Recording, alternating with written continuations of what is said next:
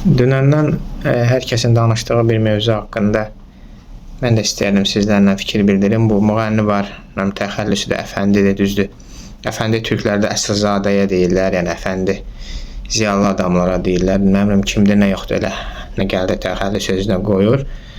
Söhbət onun erməni ilə qucaqlaşması, sonra gəlib demək ki, mən nə demişəm ki, mən bunu neyirəm ki, süd deyir, ermənilərlə sülh imzalamamış. Bilirsiniz, belələrinə birinci elərini demək lazım, Ermənistan Azərbaycanla heç bir sülh müqaviləsi yoxdur. İkinci laf, nəsə olsa belə, o demək deyir ki, biz hardan erməni görüb onu qucaqlayıb öpməliyik. Yəni, çox belə, və orada ona da deyən yoxdur ki, onda bir nəfər onu demədi ki, onu ki, belədir, məsələ budur. Çünki, baxın, müzakirələr elə səviyyəyə gəlib çatdırıblar ki, elə adamlar müzakirə edir ki, hələ durub partiya sədrində Akif Nağını məhkəməyə verməklə hədələyir. Yəni ki, belə elə mənə niyə təhqir ediblər? Sən o hərəkət, amma bu anlamır ki, sən o hərəkətindən bütün xalqı təhqir etmir. Ən azı xalqın bir qismini, şəhid ailələrini, qaziləri və veteranları və s.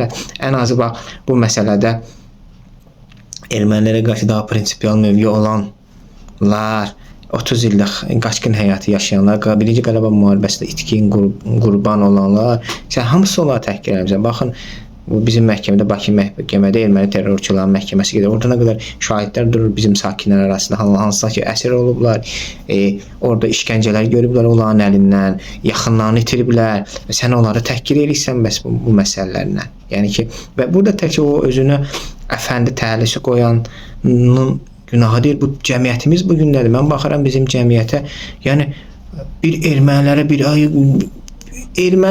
erməni nəsə xoş sözdür, tökülüşürlər onu dəstəkləməyə. Bu, mən günah təkcə bunda deyil, günah həm də bizim indi Bakıya gəlirlər, biz İrəvana gedirik, həmən o bizim bu siyasətə aparanlardandır. Siz o güya İrəvana, Bakıya gedən gələn siyasi şəhərçilər var. Bilirsiniz, olan bir erməni var idi. İrəvanda görüşdü bizimkinə, balaca boy kök. Ondan sonra erməni dilində bir verilişi var. Orada deyir ki, lazımıza taxla gələcək. Yəni, onun ümumiyyətlə bizim hökumət iqtidar izləyir belə şeyləri. Ermənilərin əsas sifəti. Yoxsa ermənilərin Aslanyan adlı siyasi şərhçisi var. Ukraynada yaşayır, erməni əsəri. Deyir ki, nəsə paylaşır sülh haqqında. Və sonra yazır, şərh orada yazır. Özü açıq bunu deyirlər. Artıq gizlətməyə də ehtiyac duyulur. Çünki artıq bizim nə qədər ya bu eyfariya qapıldığımızı, ya da ağlımızı itirdiyimizi, ya da yaltaqlığımızı artıq bilmirik, hansı səviyyədə təqdim etməyimizi görür və deyir ki, Paşinyan hitrid, yəni Paşinyan hiləgərlik eləyir. Yəni biz güc yığandan sonra yeni əsas simasını Paşinyan açacaq. Yəni ermənilər göstərəcək. Bunu ən azı xalq da cəmiyyət də izləməsə, bu ermənilərə qucaq açıb onları qucaqlamaq istəyənlər də istəməsə, xalq arasında, cəmiyyət arasında, mədəniyyət sferası arasında, siyasət sferası arasında fərq etməsə, buna iqtidar bunu görməli, iqtidar izləməli, iqtidar ümumiyyətlə erməniləri izləyirmi? Yoxsa elə özümüzə uyğun yaltaq politoloqlar, siyasi şərhçilər bütün gün televiziya kanallarına çıxardıb istədiklərinizi deyib danışır və bununla da hər şey bitmiş olmuraq. Yəni bu təkcə o özünə o Əfəndi təhlisi qoyan o müğənninin günahı deyil, o bir cəmiyyətin nümayəndəsidir və cəmiyyətdə, əgər o cəmiyyətdə o qınağı görməsəydi, o xalqda o qınağı görməsəydi, o heç vaxt o şey etməzdi. O görür ki, xalq özü hazırdır artıq erməni qucaqlamağa. Xalq artıq Xocalanı unudub, xalq 1918-i unudub, Mart qırğınlarını unudub, xalq 30 il işğalı unudub. Əgər bir xalq unudubsa mənə nə gəlib? Həmən də bu hökumət, hələ indi də hökumət ermənilərlə bu belə dostluq, qardaşlıqdan, Hayastan Azərbaycan dostluğundan danışırlar. Biz də məqamdan istifadə edək. Mən də öpüm, qucaqlayım da. Amma o qınağı görsəydi, o gözəl, yox, bizim cəmiyyət ideolojidir. Biz həmişə nə deyirik? Biz AK Partiya nə deyirik?